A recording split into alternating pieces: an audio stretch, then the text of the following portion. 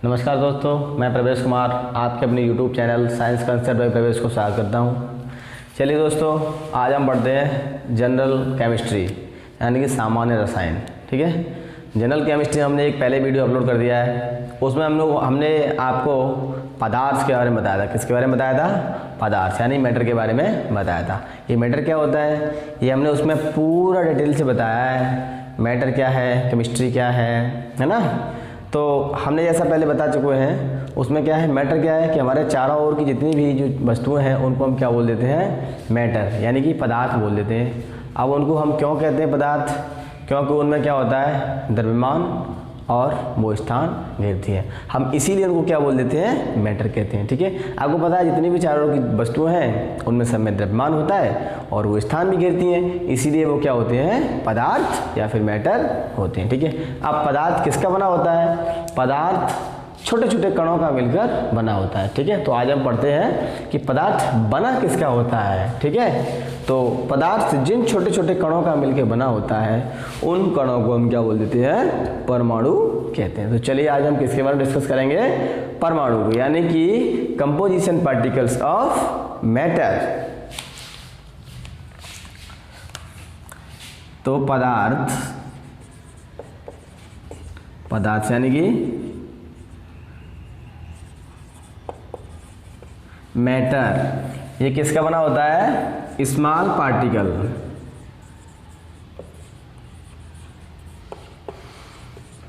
Small particles का बना होता है पदार्थ या मैटर। उसको हम क्या बोल देते हैं? एटम कहते हैं। क्या बोल देते हैं? एटम। यानी कि पदार्थ या फिर मैटर जिन छोटे छोटे कणों का बना होता है उसे हम क्या बोल देते हैं? मैटर। तो हम इसको डिफाइन कैसे करेंगे कि एटम क्या है? Atom it is the smallest particle, it is the smallest particle of matter. यानी कि पदार्थ के सबसे छोटे कण का नाम क्या होता है? परमाणु होता है। ठीक है, अब परमाणु की डिस्कवरी किसने की थी?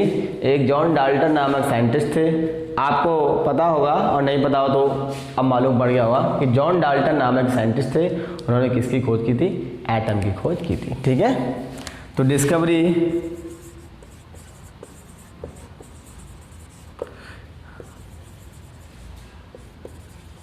ये डाल्टन, जॉन डाल्टन या फिर डाल्टन है ना।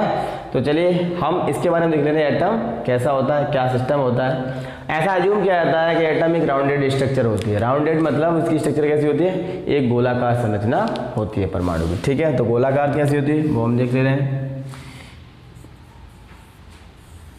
ऐसा कुछ अज्यूम किया जाता है कि मेरा क्या है? एटम है। ठीक है, अब ये एटम है। तो एटम किसका बना होता है? देखो मैटर तो आपको मालूम पड़ गया कि मैटर बना होता है एटम का, बट ये एटम किसका बना होता है? तो एटम भी तो किसी का बना होगा। तो कंस्टिट्यूएंट पार्टिकल्स ऑफ एटम, आपको पता होगा कि इलेक्ट्रॉन, न्यूट्रॉन, प्रोटॉन, ये आपने नाम सुने होंगे। यानी कि इस नाम की कोई चीज़ होती है। ठीक है, वो क्या होते हैं? वो पदार्थ यानी कि वो परमाणु के ही कण होते हैं। ठीक है, यानी उप परमाणु इकाई हम उनको बोल देते हैं या फिर सब एटॉमिक पार्टिकल हम उनको कहते हैं। ठीक है, तो हम कह सकते हैं कि जो हमारा एटम है वो एटम किससे बना हुआ है? इलेक्ट्रॉन, न्यूट्रॉन और प्रोटॉन से बना हुआ है। तो उसी तरीके से जैसे कि पदार्थ का जो कंस्टिट्यूएंट पार्टिकल था वो क्या था? एटम था। ठीक उसी तरीके से जो एटम का जो कंस्टिट्यूएंट पार्टिकल है वो क्या है? इलेक्ट्रॉन, न्यूट्रॉन और प्रोटॉन होता है। ठीक है, चलिए इसके कंस्टिट्यूएंट पार्टिकल क्या हो गए? constituent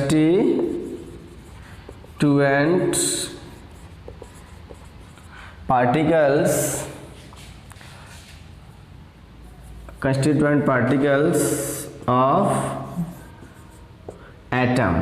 ठीक है, क्या हो जाएंगे? इलेक्ट्रॉन, प्रोटॉन और न्यूट्रॉन। ठीक है, ये क्या होते हैं? एटम के कंस्टिट्यूएंट पार्टिकल है, ठीक है। और मैटर का कंस्टिट्यूएंट पार्टिकल क्या था, एटम था, है ना।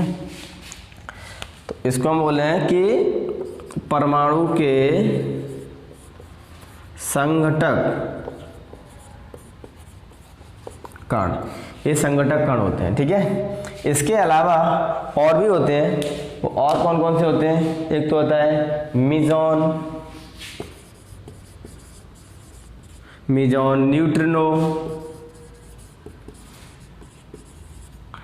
न्यूट्रिनो, ठीक है, ट्रिटियम, प्रोटियम, ये क्या होते हैं, ये अदर कंस्टिट्यूएंट पार्टिकल होते हैं। बट जो मेजर होते हैं, जो मुख्य होते हैं, वो कौन से होते हैं, इलेक्ट्रॉन, प्रोटॉन और न्यूट्रॉन। ये कैसे होते हैं, major constituent particle of the atom, ठीक है, समझ में आया। अब हम देख लेते हैं कि चार्ज इस पे कितना होता है, एटम पे कितना होता है, चार्ज कितना होता है।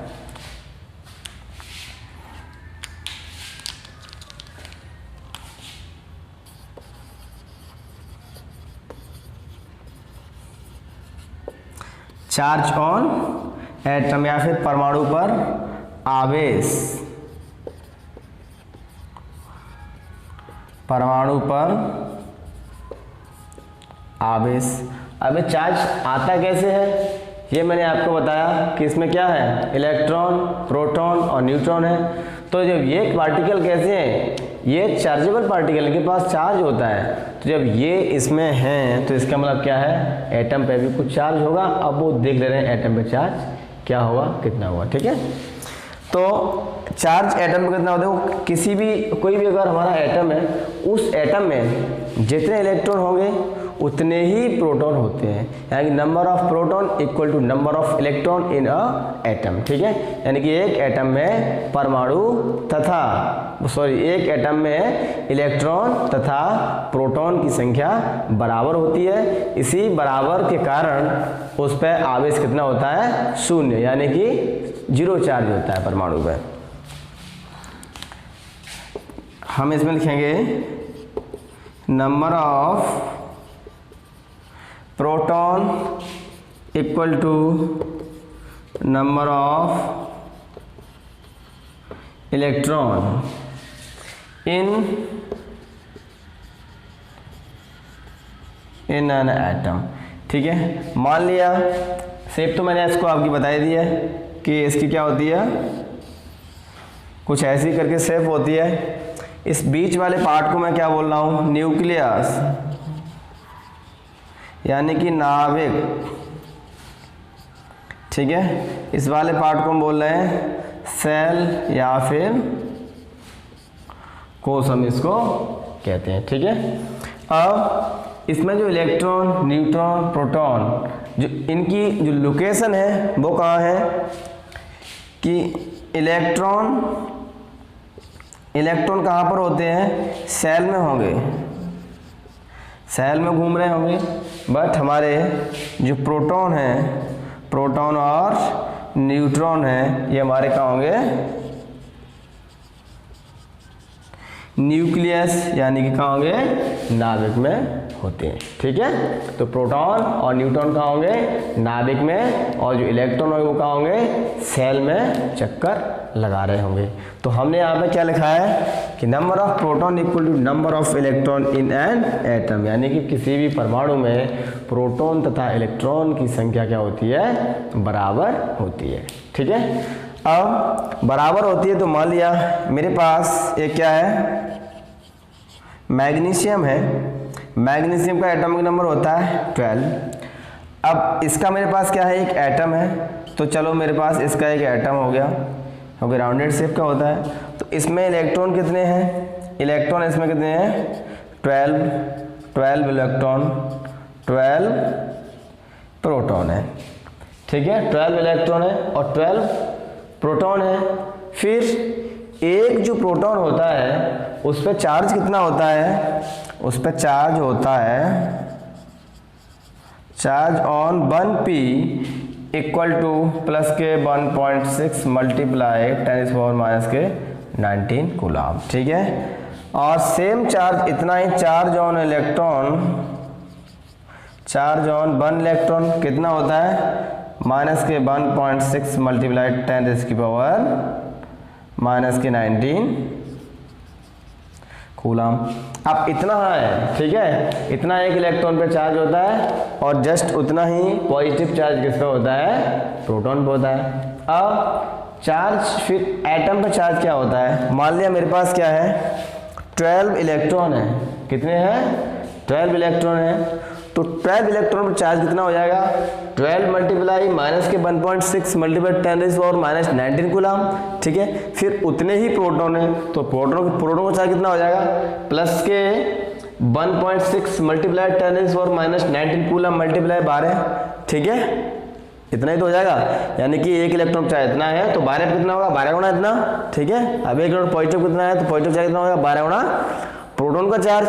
तो दोनों चार्ज कैसे हो जाएंगे, इक्वल चार्ज हो जाएंगे, इसीलिए जो एटम पे चार्ज होता है वो क्या होता है 0, यानी कि शून्य होता है, ठीक है। चलिए आप इसका स्क्रीनशॉट ले सकते हैं।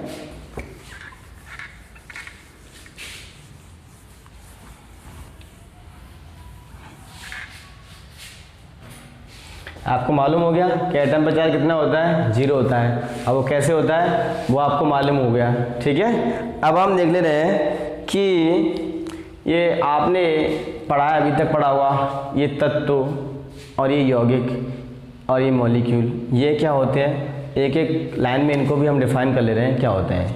Element,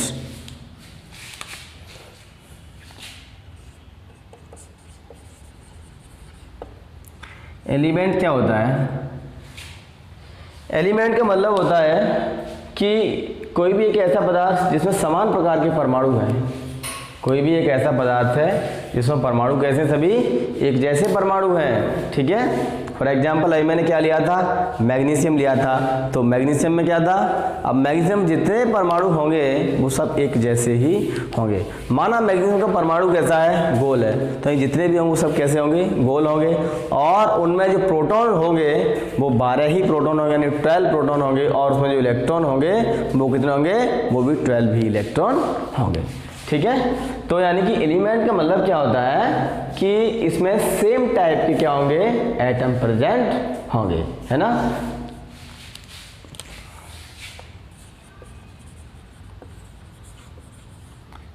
same type of atom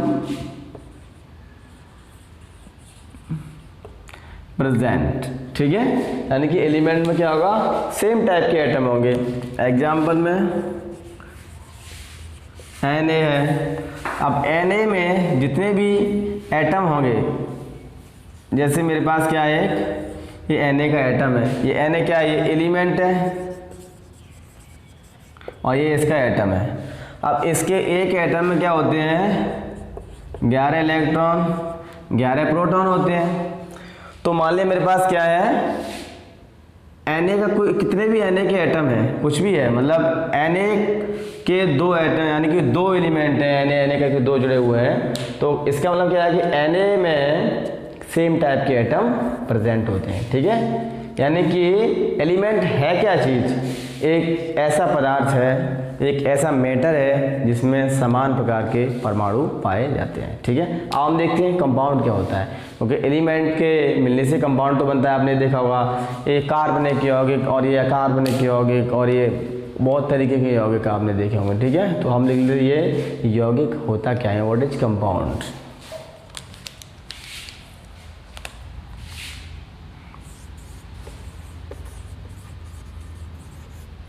ये कंपाउंड क्या होता है, यानी कि यौगिक, यौगिक क्या होता है,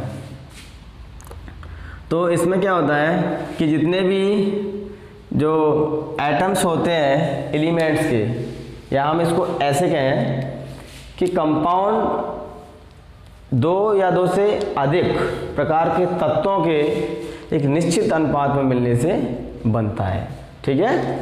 तो इसमें क्या होगा जो जितने भी तत्व पाए जाएंगे या जितने भी इसके जो संघटक कण होंगे वो क्या होंगे एक निश्चित रेशियो में होंगे, ठीक है।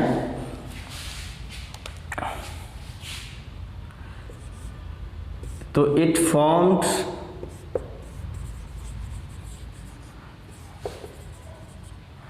From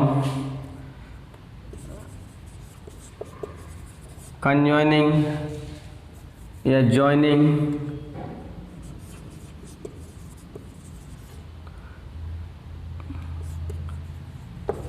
of two or more